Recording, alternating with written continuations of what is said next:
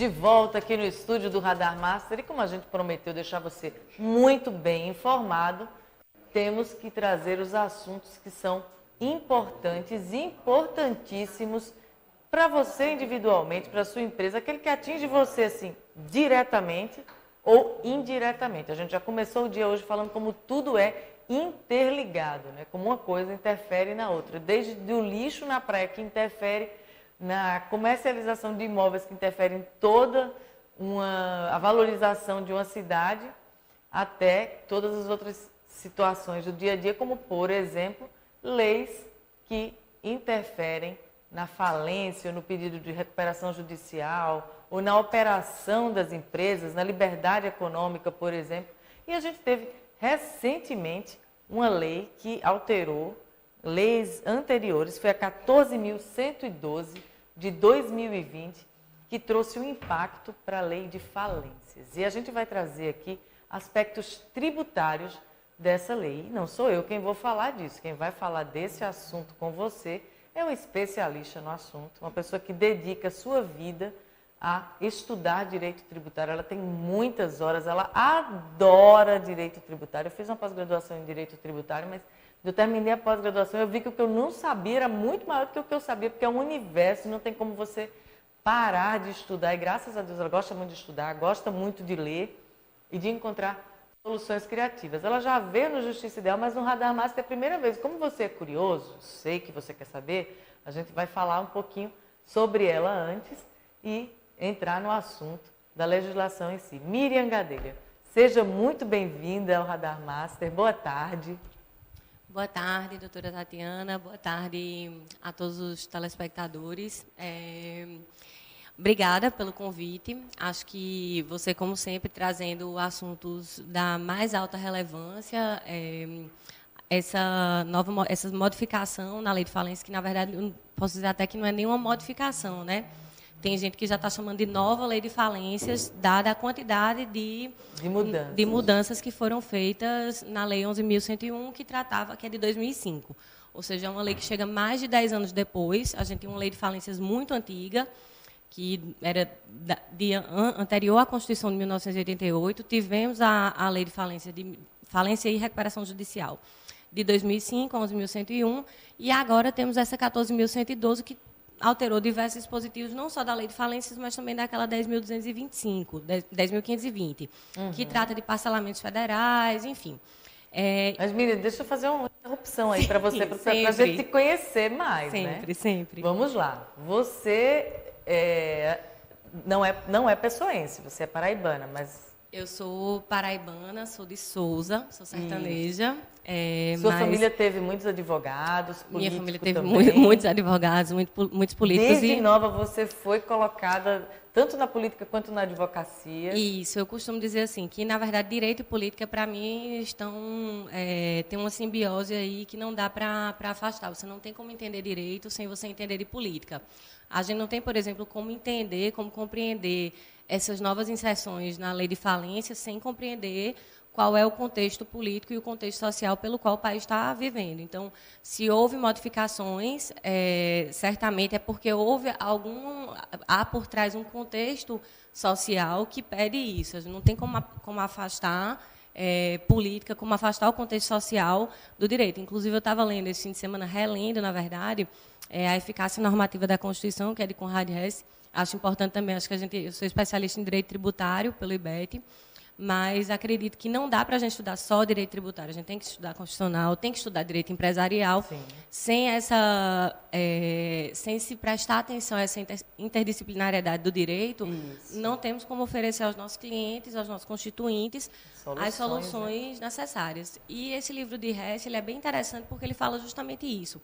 A Constituição ela acaba por se engessar se ela não prestar atenção, se ela não ficar atenta a esses movimentos, os movimentos econômicos, os movimentos sociais, os movimentos culturais. Então, é óbvio que aqueles princípios básicos, os princípios que são, vamos dizer assim, a essência da Constituição, eles precisam sempre ser observados. O problema é que na Constituição brasileira ela é uma Constituição que a gente chama de analítica, uma Constituição super que constitucionaliza situações que, em tese, não precisariam estar constitucionalizadas. Por isso a gente tem tantas revisões. Tanto do ponto de vista legislativo, a gente tem várias revisões aí, a gente está acho que passou da 100ª emenda, com certeza. Sim, passou. E fui olhar um dia desses, já tinha passado mais de 150. Já passou da 100ª emenda, e não só isso. As revisões que são feitas no âmbito do Supremo Tribunal Federal, que, como a gente viu ano passado, foi praticamente quem conduziu, de uma forma, entendo eu, muito adequada, muito ponderada, os contornos de decisões super importantes no âmbito político. Então, acho que foi não a primeira vez, porque, afinal de contas, o Supremo já vinha decidindo situações bem importantes do contexto nacional, situações que, a princípio, poderiam ser, no âmbito da separação de poderes, ser submetidas ao Poder Executivo ou ao Poder Legislativo, mas, dada a inércia desses poderes, foi submetido ao Supremo Tribunal Federal, como já vinha assim. Até porque é a função dele, né, de guardião da Constituição, de controle direto, assim, da constitucionalidade, o controle concentrado, aliás, de constitucionalidade, muitos incidentes de inconstitucionalidade, muitas ADINs, muitas ações. Eu estava vendo acho que foi no próprio site do Supremo, foram ajuizadas mais de 8.000 ações para tratar sobre questões da pandemia. Pois é. Então, assim, realmente, a gente vê uma judicialização extrema, altíssima. Entendo eu que, dada a falta de diálogo, existe a teoria, o que a gente chama de teoria dialógica, né, que é algo que é o entendimento entre os poderes. A gente não existe mais aquela separação rígida, obviamente. E dentro do próprio poder, né, Miriam? Porque tem um controle difuso que está nos estados, que está em cada um. E no próprio Supremo, né? Pode-se chegar, como o Supremo ele é uma instância tanto ela é ordinária porque ela funciona como uma instância de recursal também. Sim. Então, podem chegar questões, chegam questões constitucionais por meio de recursos extraordinários, mas que depois têm efeitos erga omnes, ou seja, efeitos para todos. Então, eu lembro de uma sentença que a gente estava lendo outro dia no escritório, outro dia já faz um tempinho, que a juíza disse: embora o Supremo entenda diferente, entenda-se, o meu entendimento é diferente. Lembra aquela questão do IPI, da isenção? Sim, lembro. Então, assim, ela poderia ali ter evitado que subisse. Sim, com certeza. Mas aí terminou que subiu mesmo, e depois o Supremo mudou de ideia. Sim, eu me depois recordo. ela que estava certa, o Supremo mudou de ideia. E foi interessante, até acredito que nós estávamos discutindo isso recentemente sobre a modulação de efeitos nas decisões do Supremo. Isso. Que Marco Aurélio recentemente decidiu sobre não modular porque iria prejudicar o contribuinte. Então, inclusive, até o doutor Daniel suscitou uma palestra de Humberto Ávila, que é tributarista e é constitucionalista também, onde ele deixa bem demarcado, e isso também está no livro dele, acho que todo mundo deve ler Humberto Ávila, em que a modulação ela só deve servir para proteger o jurisdicionado. E a modulação de efeitos, que para quem está assistindo aí não sabe, é quando o Supremo ele demarca, ele diz: essa minha decisão, ela só vai valer daqui para frente. Então, ela tem só direito, vai mas não vai levar. Tem direito, mas não vai levar para trás. Econômica no ente. Isso. Público. Em regra, são levados em conta efeitos financeiros para a União, etc. Então, Marco Aurélio tomou esse posicionamento. Não sei como é que vai ser daqui para frente, como os outros ministros vão se comportar. Mas acredito que é bem interessante, porque, afinal de contas, é do próprio Instituto da Modulação que se proteja o jurisdicionado. A proteção que seja dada no caso, isso foi para demandas tributárias, né? Mas que seja dada para o contribuinte. Até por causa da insegurança quanto à constitucionalidade ou inconstitucionalidade de várias leis em níveis estaduais e municipais que não poderiam depois serem revistas e prejudicar o próprio contribuinte. Nesse caso, super mais do que correto que seja aplicado mesmo modulação. Em vários casos, né? A situação da modulação ela fica... tem um caso que acredito eu que seja o caso mais, vamos dizer assim, interessante, que é o da criação daquele município de Eduardo Magalhães, na Bahia. O município foi criado sem uma lei estadual que assim permitisse, mas também não havia a lei complementar federal que tratava dessa criação de novos municípios. Ele surgiu, assim? O município surgiu. Geração espontânea. Não me recordo exatamente como é que se deu, mas foi interessante que eu não lembro qual ministro também, porque isso já faz, acho que foi em 2000 e... Foi um desses casos assim que demoram anos para ser julgado. Como o da Princesa Isabel. a corte se modifica, o relator muda, enfim. Mas o fato é que o relator, à época, ele trouxe à baila um princípio que é bem interessante, que é o princípio da preponderância dos fatos. Então, o município ele já existia, ele tinha funcionários, ele tinha orçamento. Pessoas que nasceram lá. Pessoas que nasceram lá, Eduardo Magalhães, enfim. Então, ele resolveu acredito que dar um prazo para que se fizesse a lei, para que se ajustasse e o município continuasse existindo, porque, afinal de contas, não tinha como o município deixar de existir. Em que pese a inconstitucionalidade, porque o normal da inconstitucionalidade é que o ato ou a lei, enfim, ele seja declarado nulo. Se é declarado nulo, ele nunca existiu, mas você não pode dizer que um município nunca existiu. Não então, tem como forçar essa barra para pagar tanta história. É bizarro, mas, enfim, voltando para o assunto que você manejou aqui primeiro, que foi dessa simbiose entre política e direito, eu acho que não existe tratar de direito sem analisar, sem ler jornal, sem observar o que está se passando. E aí eu não estou falando de política partidária, não estou falando de você escolher um lado, mas você analisar o que é que está se passando. Política da polis, assim, aquela originária mesmo também. Até porque assim, tem algo bem interessante, em todo projeto de lei a gente vê a mensagem do poder que elaborou, né? A gente vê a mensagem de introdução daquela norma e você compreende em qual contexto surgiu. E isso, em vários casos, a mensagem da norma ela é utilizada como critério interpretativo, como critério hermenêutico. O que se chama muitas vezes do espírito da lei. Que é algo bem duvidoso, também, assim, né? Mas, enfim, mas fato é que, para você interpretar, para você compreender o que se está querendo, como, por exemplo, agora, quando dentro do contexto de 2020, em que a gente viveu uma crise sanitária, uma crise que, além de ser sanitária, ela passou a ser uma crise também econômica. Então, aí vieram, acho que logo lá em março de 2020, a gente viu assim, uma explosão de atos normativos e de leis. Veio aquela lei A13.000 e alguma coisa que tratou de estabelecer quais eram as medidas restritivas que iriam ser tomadas, o que era quarentena, o que era isolamento, e que foi o que desencadeou o STF a decidir quem é que ia aplicar, quais medidas, o que era serviço essencial, o que não era. Enfim, então a gente viu um monte de lei nascendo nesse contexto da pandemia, e você não tem como separar, você não tem como dizer, eu vou interpretar aqui a lei a seco. Não tem como você fazer isso, você tem que observar, tanto que isso está... Tanto isso tem que ser observado, o STF virou tanto uma cor democrática que, cada vez mais, a gente vê a quantidade de audiências públicas que são chamadas para que os agentes sociais e os outros braços de governo sejam chamados para discutir esses assuntos. Se não for dessa forma, a gente acaba incorrendo no que se chama de efeito backlash. O STF declara inconstitucional uma norma ou dá uma determinada... ou declara uma norma inconstitucional por omissão com uma diretriz comissiva, com a obrigação de fazer, como, por exemplo, na DPF do caso de Manaus, em que se estava discutindo, já era outra questão, mas aí entrou-se com a cautelar incidental, e o ministro Lewandowski ele disse, dou 48 horas para o presidente da República me dar um plano de ação. Gente, quando é que a gente viu isso? 48 horas você elaborar um plano. Não, a questão não é nem o tempo, a questão é essa correlação entre os poderes. Sim. O ministro do STF dizendo, presidente, você tem que me apresentar um plano de ação. Então, assim, é algo que aparentemente pode parecer totalmente fora do que a gente compreende como atribuição, como competência do Poder Judiciário. Você me apresenta um plano de ação em 48 horas e fique me atualizando durante 48 horas e resolva a situação lá.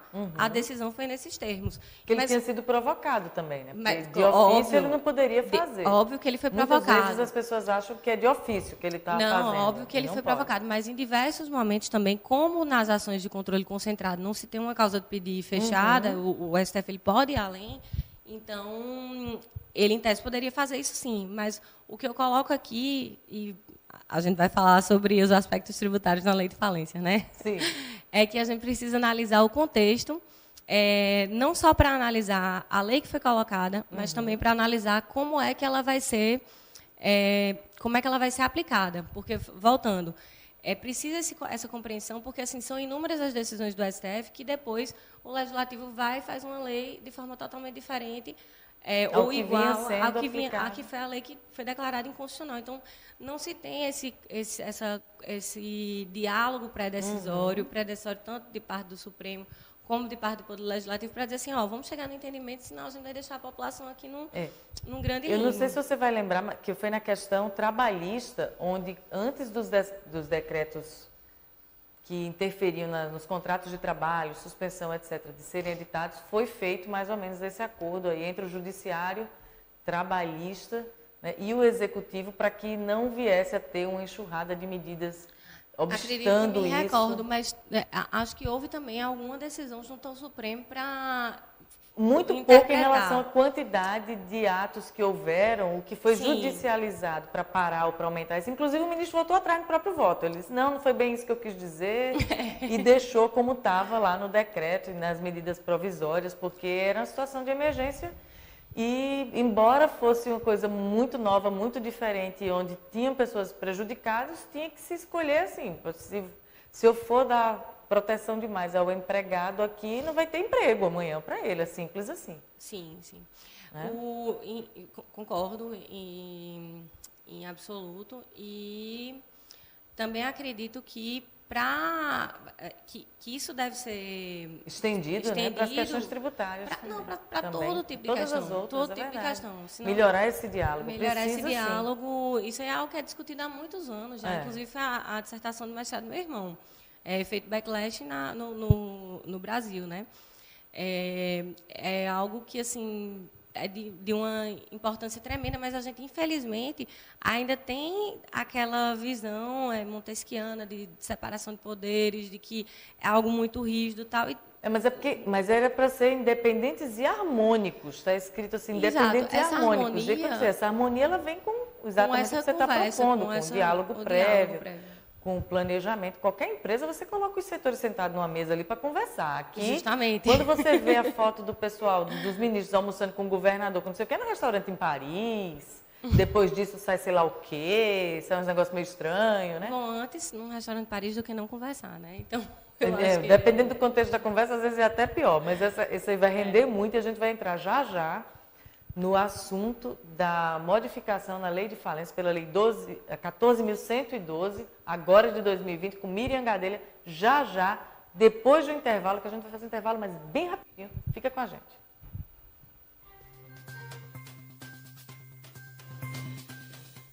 De volta aqui no Radar Master, e a gente teve um probleminha técnico que já foi resolvido. E eu estava contando para vocês que a gente está voltando aqui com a entrevista com Miriam Gadelha, advogada, especialista em direito tributário. E ela está contando para a gente, falando aqui da importância da interdisciplinariedade entre economia, política e direito, porque é nesse caminho aí que a gente vai conseguir entender o sentido das coisas, né? Resolver questões, trazer soluções.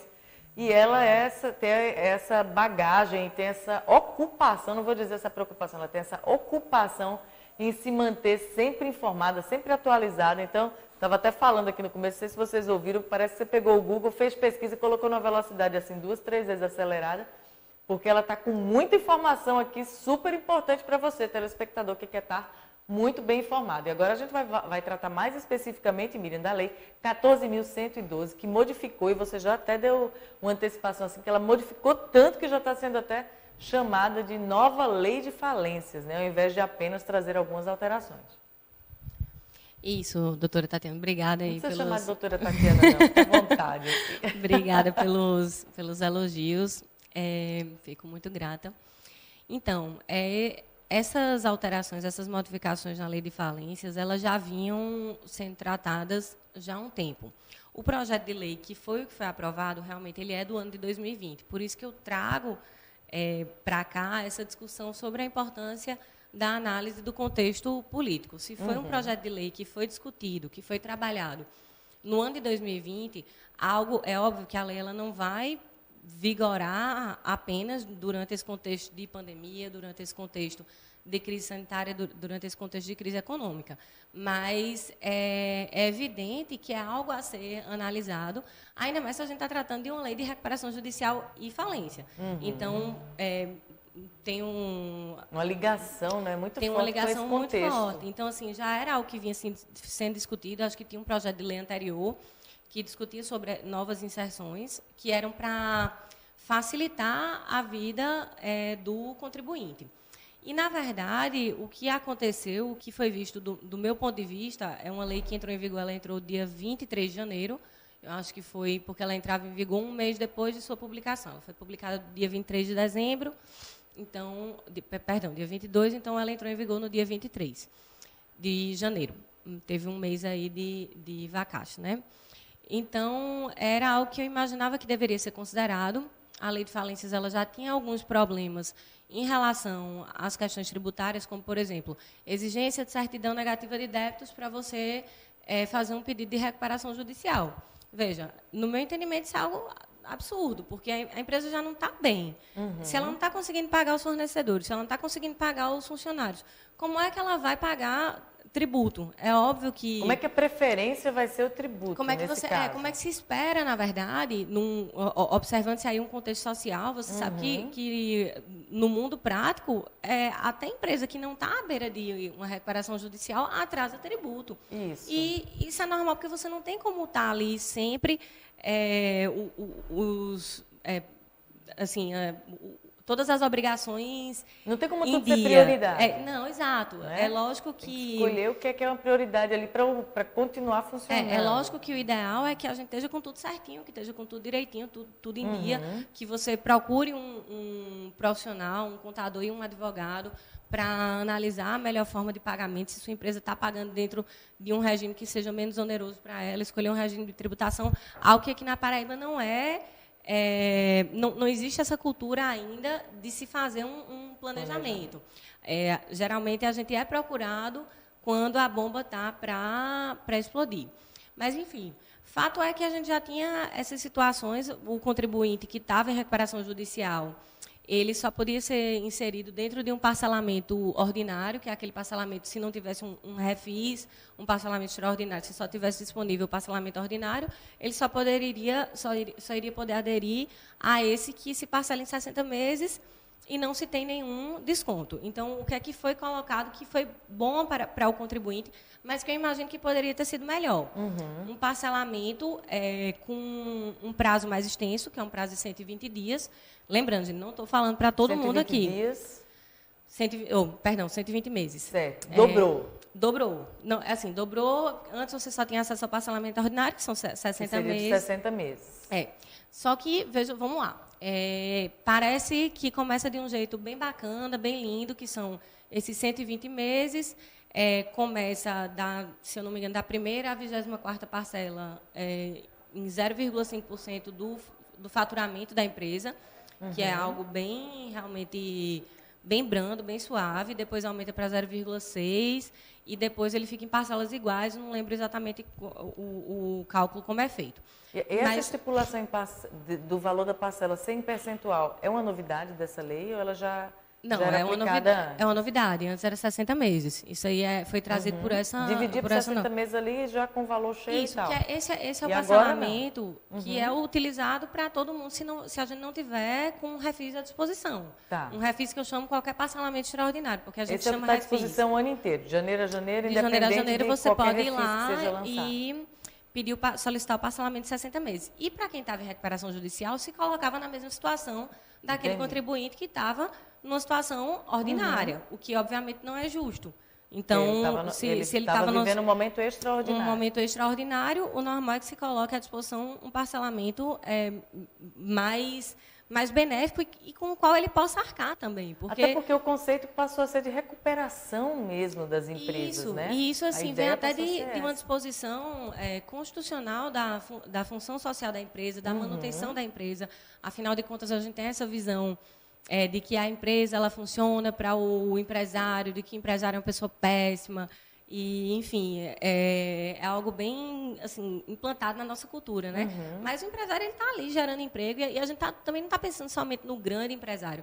Tem o empresário de pequeno porte, tem o empresário de médio porte, que sustenta assim, obrigações altíssimas e que não chega naquela situação porque quer, porque fez uma porque fez atos de má fé, por exemplo, enfim. Então, aí é que entra o próximo ponto, que eu acho que fica, embora ele faça essa concessão, que eu entendo ainda pouco, porque ele também não dá nenhuma redução, é só uma extensão do prazo e uma minoração do valor a ser pago a menor no começo. Mas o que é que acontece depois? Se você não arca com esse parcelamento, se você não cumpre com ele, a nova lei, né, ela dá o poder ao fisco de pedir automaticamente à empresa que descumpre com esse parcelamento, acho que se ela não cumpre com 5 parcelas consecutivas ou 9 não consecutivas. Então, o que é que acontece? O fisco pode pedir e o juiz ele pode decretar a falência da empresa de forma automática, o que é uma medida extremamente gravosa. Além disso, ele pode também cancelar o CNPJ, a inscrição, o que também é algo bastante grave, porque você impede a empresa de continuar operando. Se você faz um cancelamento de CNPJ, a empresa não tem como faturar. Ela fica com tudo fechado, que, inclusive, isso já foi dito. É outro problema aí que eu trago, essa questão da dialógica, da conversa entre os poderes, porque essa questão de suspensão de CNPJ já foi discutido pelo Supremo Tribunal Federal e já foi dito que isso é inconstitucional.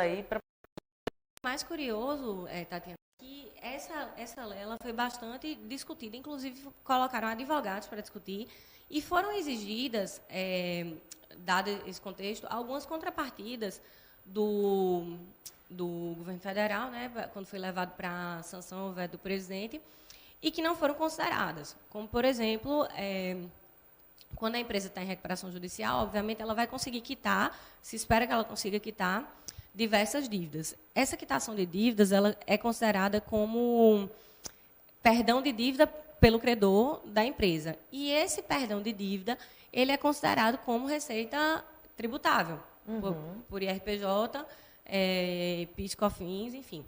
O que é que se pediu? Que se tirasse aquilo da base de cálculo do PIS e da COFINS e que se tirasse a trava de utilização de prejuízos para compensar de 30%.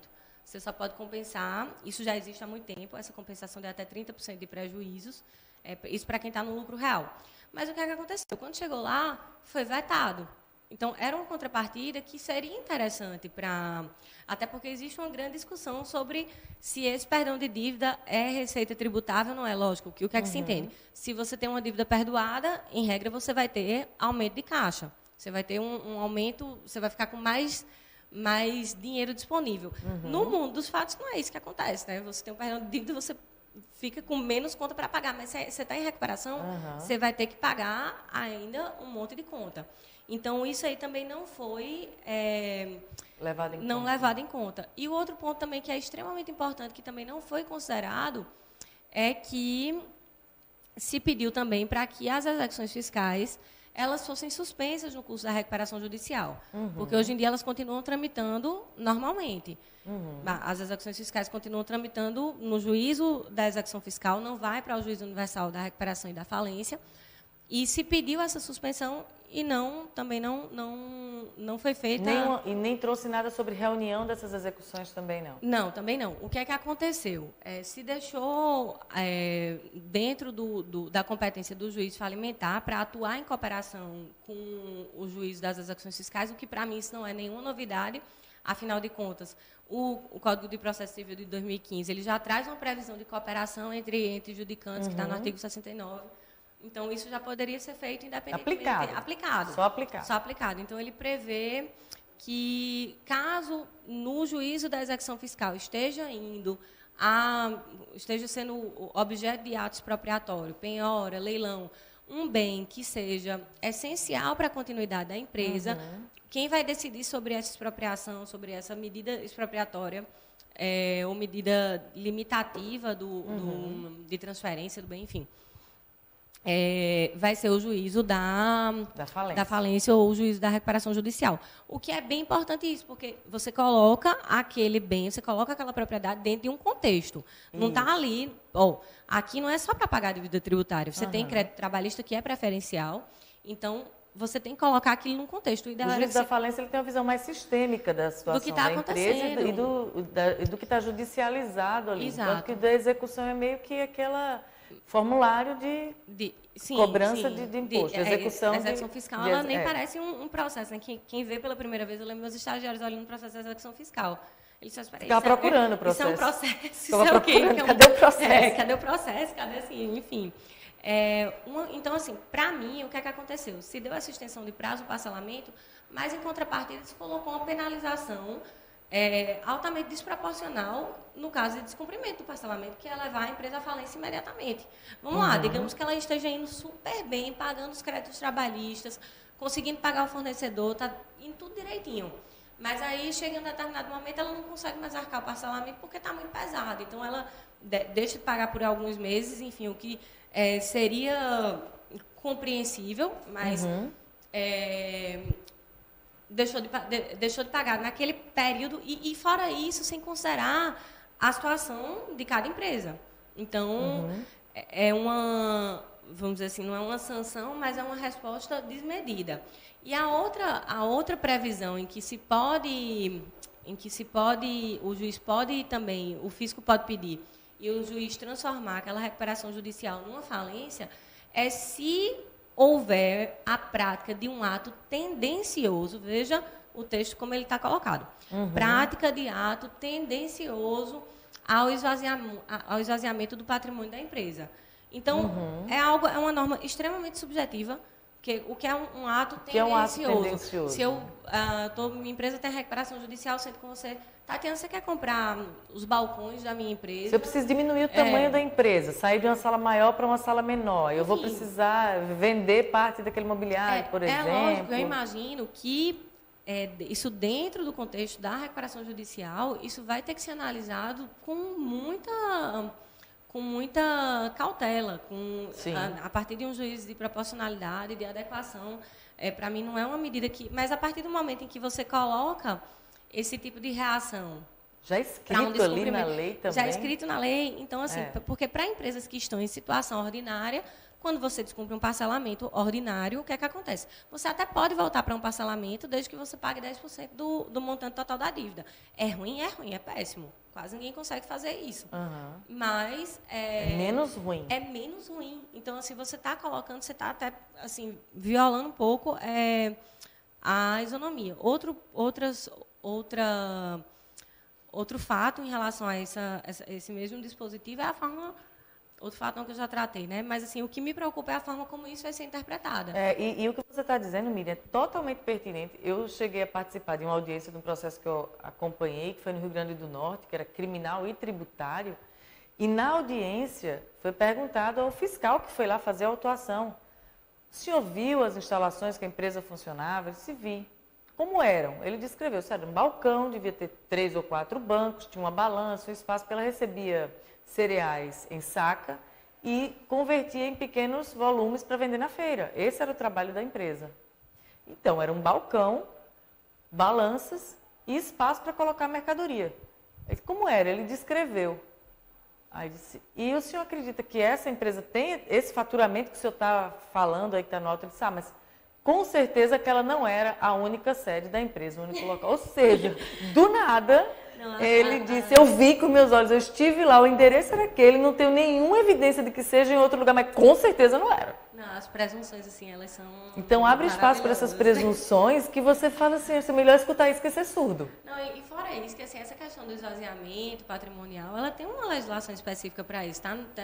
Até para a desconsideração da personalidade jurídica, da confusão patrimonial, mas, assim, ela pega essa questão do esvaziamento, que é até onde vai o esvaziamento, que permite também que se decrete a indisponibilidade dos bens da empresa. Então, assim, praticamente, se você verifica, a Receita peticiona, eu tenho aqui, estou enxergando um ato tendente ao esvaziamento patrimonial da empresa. Poxa, a empresa já está dentro de um contexto onde ela está super super, vamos dizer assim, exposta. Ela está ali sob a ótica de um administrador, de um comitê de credores, do próprio juiz.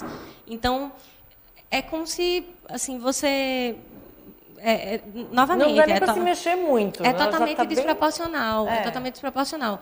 O ideal era que se colocasse um parcelamento mais extenso, mas sem essa penalidade tão gravosa. Enfim, existem outras formas de você proceder a essa cobrança e é importante que se perceba isso.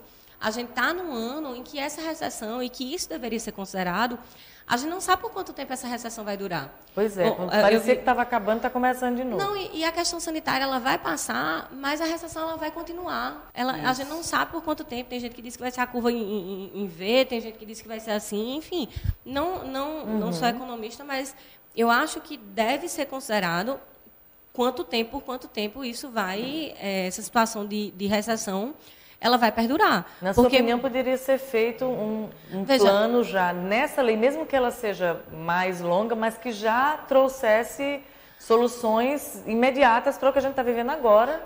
Eu acho que tanto soluções imediatas para o que a gente está vivendo agora, mas também considerando que, na verdade, a lei de recuperação, se tem essa nova lei de falências, é porque já estava visualizando que a lei não estava funcionando da melhor forma. Precisava de melhoria. Então, outro ponto é... A gente está passando também por um momento em que tem uma reforma tributária tramitando aí, tem 3 propostas, né, tramitando. Tem a PEC 45, a PEC 110, tem a proposta do governo. Então, dentro de que contexto, de que novo contexto isso vai ser colocado? A gente também não sabe. Eu acho que faltou aí uma visão mais sistêmica, faltou uma análise de proporcionalidade. São medidas muito extremas e são medidas também que já foram declaradas. Uma delas, a suspensão do CNPJ, foi declarada inconstitucional pelo Supremo Tribunal Federal.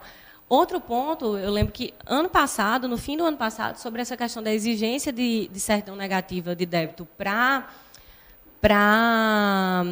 o pedido de recuperação judicial, o ministro Dias Toffoli ele decidiu, assim, está tendo essa questão da CND para recuperação judicial, ela vem sendo judicializada assim, há muito tempo. Tem vários precedentes julgados do STJ, já dizendo que não há necessidade da CND, isso foi para o STF disse que era questão infraconstitucional, não ia julgar.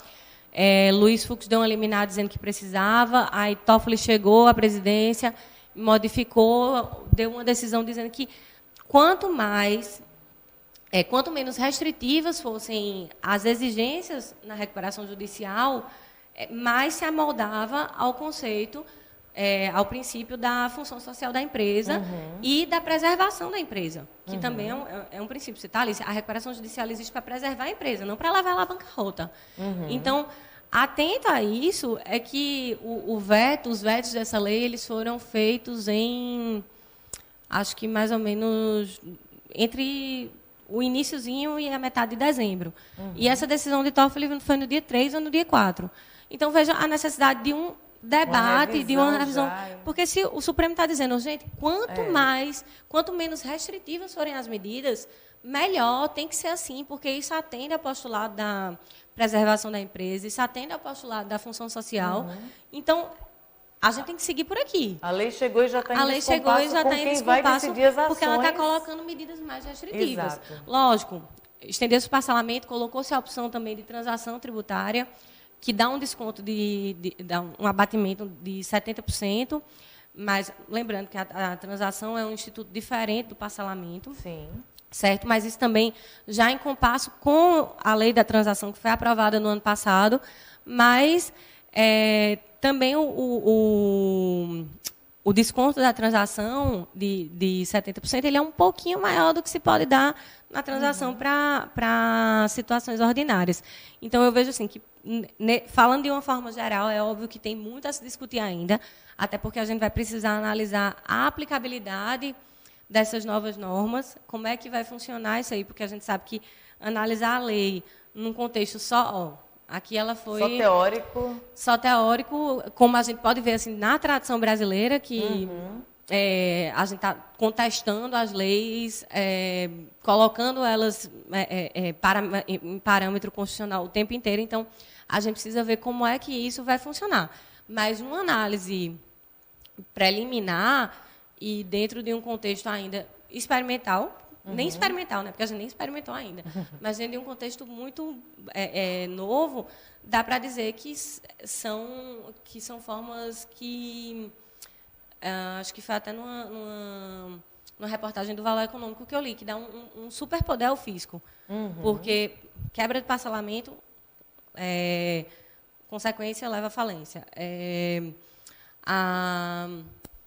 Ato tendente a esvaziamento patrimonial pode levar à falência. Miriam, então... vocês já viram, né, que a gente poderia ficar aqui mais tempo conversando sobre isso, que não faltaria assunto. Inclusive, um abraço para o Irinaldo Pereira, que mandou pergunta aqui, Irinaldo, que é sobre falência em empresa estatal, mas esse é um assunto que a gente vai trazer a doutora Miriam outro dia com a doutora Caroline, que é especialista em direito empresarial, para elas falarem sobre esses aspectos empresariais das falências e vai com certeza responder essa tua dúvida, que hoje a gente estava focado aqui nos aspectos tributários dessa nova lei. Miriam, muito obrigada por você ter vindo, foi muito esclarecedor, tenho certeza que quem ficou acompanhando aprendeu muito com você aqui hoje. Espaço para você se despedir do nosso telespectador. Obrigada, Tatiana, pelo convite mais uma vez. Perdão a Irenaldo por não ter dado tempo. Realmente, o foco da nossa conversa hoje era a nova lei de falências, mas como você tem meu contato, eu estou à disposição, pode me procurar no WhatsApp. Inclusive, a gente já vem discutindo essa questão da OEPB. E agradecer a todos, também dizer que eu estou à disposição para discutir, para debater. No dia 1º de fevereiro, na próxima segunda-feira, eu vou participar de uma live com o Procurador-Geral da Fazenda Nacional, que foi uma das pessoas que minutou essa lei. Então, vai ser no dia 1º, no canal do Instituto de Pesquisas Fiscais, o IPF. Está lá no Instagram, @Instituto de Pesquisas Fiscais. Vai ser naquele canal. Então, a gente vai ter mais tempo e vocês vão poder também ouvir o outro lado, né, Tatiana? Isso, a gente sabe que também. Eu estou falando aqui na condição de advogada, de uma pessoa que, óbvio... E que está lutando do lado do empresário. Mas deixo aqui já o convite, peço que sigam o Instagram do Instituto de Pesquisas Fiscais, tem muita coisa bacana lá, artigo, live. E no dia 1º a gente vai fazer essa live com esse procurador, que foi o doutor Felipe, que foi um dos responsáveis pela minuta da lei. Então, acho que ele vai ter muito a dizer, inclusive, sobre esse debate anterior. Agradeço a todos, agradeço a você, Tatiana, e uma boa semana para todo mundo que está assistindo, todo mundo em geral, né? Muita saúde. Muito bem, Miriam. Obrigada pela participação muito rica em conteúdo e em observações. E o convite está feito, 1º de fevereiro. Sigam no Instagram lá do Instituto de Pesquisas Fiscais. 19h30. Assistam a live. A que horas vai ser? 19h30. 19h30. E está no meu Instagram também, Miriam Gadelha. E no Instagram de Miriam Gadelha, Miriam com Y. Fica ligado que tem muita informação de qualidade para você. A gente se encontra amanhã de novo, no próximo Radar Massa.